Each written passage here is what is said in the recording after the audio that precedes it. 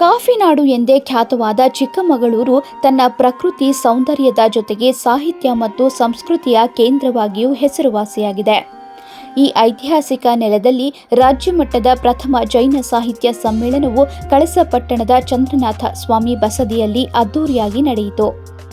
ಈ ಸಮ್ಮೇಳನವು ಜೈನ ಧರ್ಮದ ಸಾಹಿತ್ಯಿಕ, ಆಧ್ಯಾತ್ಮಿಕ ಮತ್ತು ಸಾಂಸ್ಕೃತಿಕ ಮೌಲ್ಯಗಳನ್ನು ಎತ್ತಿ ಹಿಡಿಯುವ ಐತಿಹಾಸಿಕ ಕಾರ್ಯಕ್ರಮವಾಗಿ ಗುರುತಿಸಲ್ಪಟ್ಟಿತು.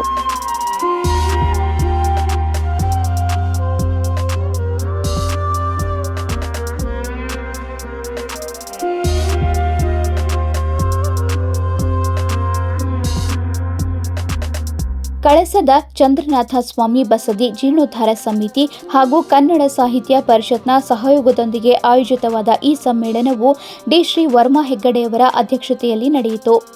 ಸಾವಿರಾರು ಜನರ ಸಮ್ಮುಖದಲ್ಲಿ ಚಂದ್ರನಾಥ ಬಸದಿಯಲ್ಲಿ ಪಂಚಕಲ್ಯಾಣದ ಸನ್ನಿವೇಶದಲ್ಲಿ ಈ ಕಾರ್ಯಕ್ರಮ ಆರಂಭಗೊಂಡಿತು. ಕರ್ನಾಟಕ ಸಾಹಿತ್ಯ ಪರಿಷತ್ನ ಅಧ್ಯಕ್ಷ ನಾಡೋಜ ಮಹೇಶ್ ಜೋಶಿಯವರು ದಕ್ಷಿಣ ಕಾಶಿ ಎಂದೇ ಖ್ಯಾತವಾದ ಕಳಸದ ಪವಿತ್ರ ಭೂಮಿಯಲ್ಲಿ ಈ ಸಮ್ಮೇಳನ ನಡೆಯುತ್ತಿರುವುದು ಸಂತಸದಾಯಕ ಎಂದು ಚಾಲನೆ ನೀಡಿದರು.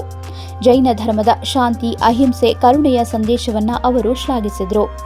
ನಾನು ಕನ್ನಡ ಸಾಹಿತ್ಯ ಪರಿಷತ್ತಿನ ಅಧ್ಯಕ್ಷನಾಗಿ ಕನ್ನಡಿಗರ ಪರವಾಗಿ ಕನ್ನಡ ಸಂಘ ಸಂಸ್ಥೆಗಳ ಮಾತೃ ಸಂಸ್ಥೆ ಎನಿಸಿಕೊಂಡಂತಹ ಸಾಹಿತ್ಯ ಪರಿಷತ್ತಿನ ಪರವಾಗಿ ಅವರಿಗೆ ಹೃತ್ಪೂರ್ವಕವಾಗಿರ್ತಕ್ಕಂತಹ ಸ್ವಾಗತವನ್ನು ಕೋರ್ತಾ, ಇದು ಮೊದಲನೆಯ ಜೈನ ಸಾಹಿತ್ಯ ಸಮ್ಮೇಳನ.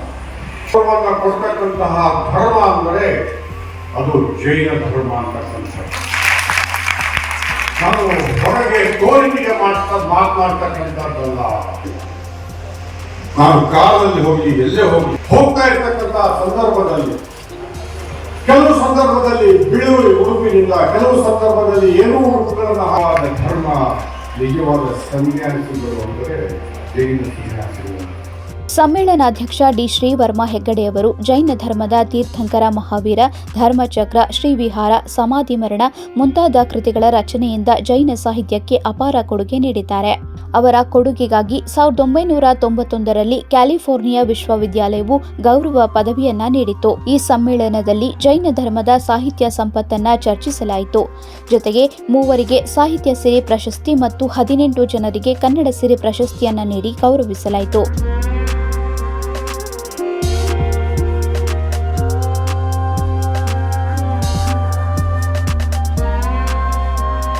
ಈ ಸಮ್ಮೇಳನವು ಜೈನ ಸಾಹಿತ್ಯದ ಶ್ರೀಮಂತಿಕೆಯನ್ನ ಯುವ ಜನಾಂಗಕ್ಕೆ ತಿಳಿಸುವ ಗುರಿಯನ್ನ ಹೊಂದಿತ್ತು.